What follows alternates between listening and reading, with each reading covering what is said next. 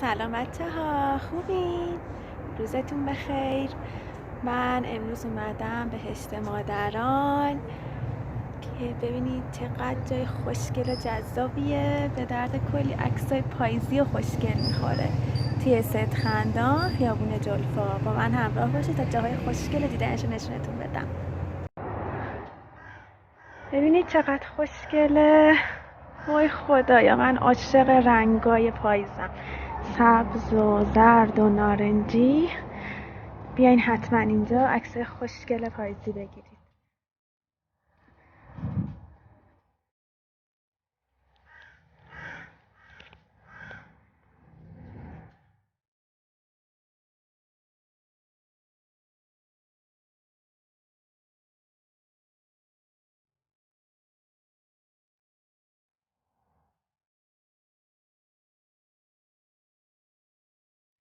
میتونین بیاین اینجا مثل من پیاده روی کنین، کلی خوش بگذرونین، کلی انرژی مثبت و عالی.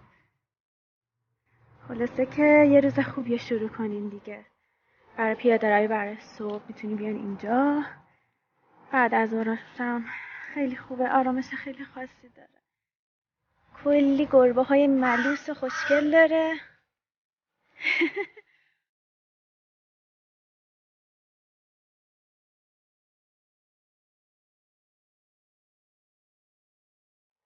من که عاشق پارکشم، خیلی دوست دارم اینجا رو. همیشه میام اینجا پیاده روی میکنم. گفتم امروز شما رو با خودم همراه کنم که شما هم حس خوب از اینجا بگیرید ایشالله.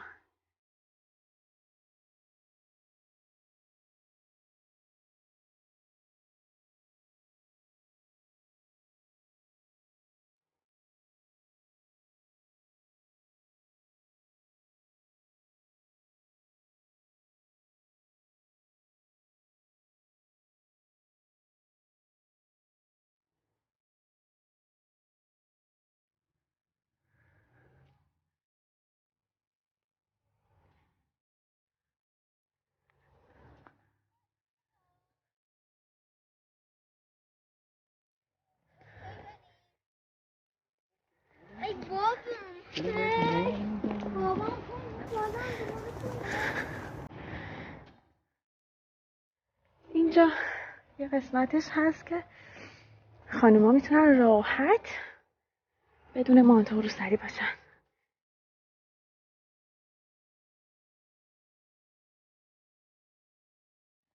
البته اینجا من یه خاطره بدی هم دارم. هر وقت میام یاد اون خاطره بدم میافتم. روزی که اومده بودیم اینجا حدودا کنم 13 سالم بود، سوار دوچرخه بودم. وای خدایا،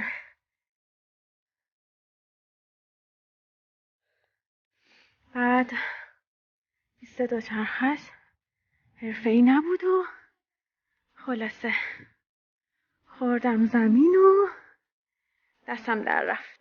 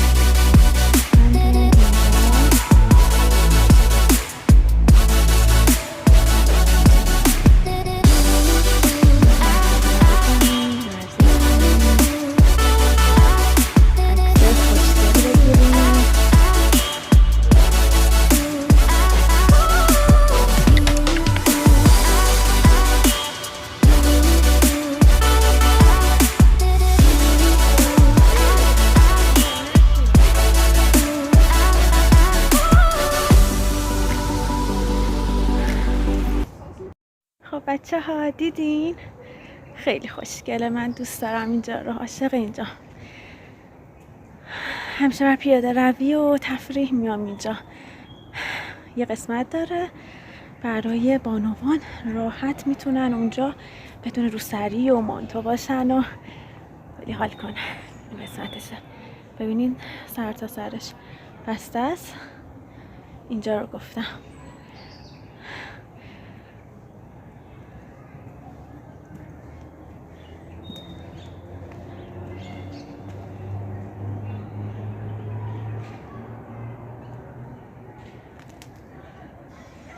اینم از تجربه امروز من. البته اینجا رو خیلی وقته که تجربه کردم و دوستش دارم. خیلی پارک خوبیه، برای تفریح خیلی مناسبه. حتما با دوستاتون بیاین، خوش میگذره.